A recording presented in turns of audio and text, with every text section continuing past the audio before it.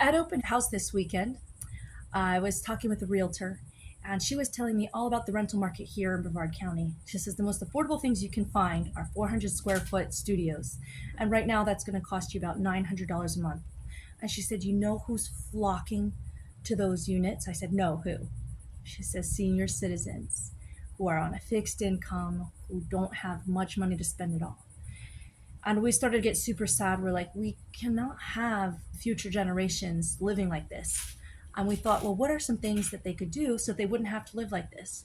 One of them is definitely to buy a home at an early age. She has a client who's 24 years old, just out of college, and is working at Walmart. She wanted to know, could we get him a home? So I started to do the calculations and talk to her about what that looked like. Someone who works at Walmart could make anywhere from $12 to $24 according to Glassdoor and various other resources. So we're going to assume that he's making $18 an hour, which comes out to $31.20 a month pre-tax.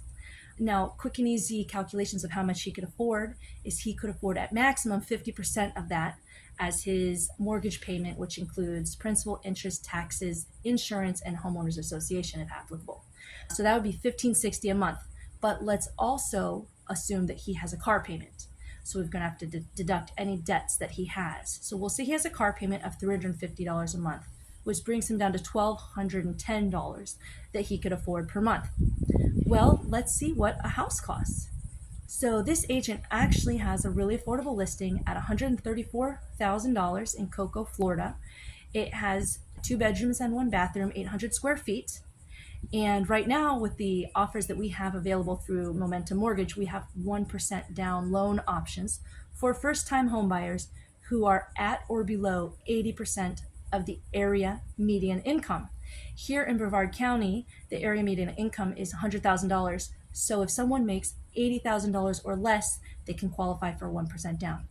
So with those kind of calculations, what we're looking at for this gentleman is closing costs of around $10,000 and a 1% down of $1,350. We want to negotiate 3% seller's assistance, which is when the seller kicks in 3% towards your closing costs. So we'll go ahead and subtract around $4,000 off of the closing costs and 1% down. So we would need this borrower to bring around $7,330 to the closing table. And after he does that, his monthly estimated payments is around $1,060. It's a big upgrade from what you can rent for $900 a month.